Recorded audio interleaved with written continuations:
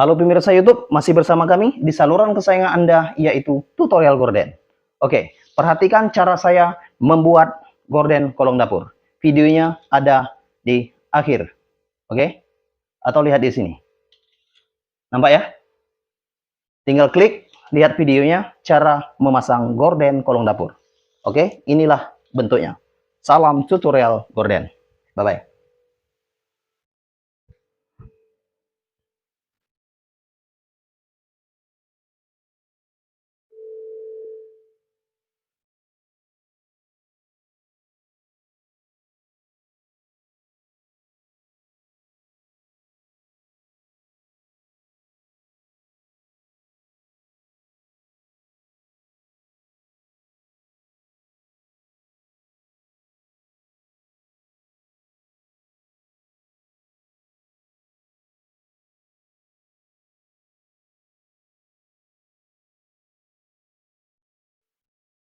Oke, ini adalah hasilnya. Gorden kolong dapur. Oke, terima kasih. Please share video. Share.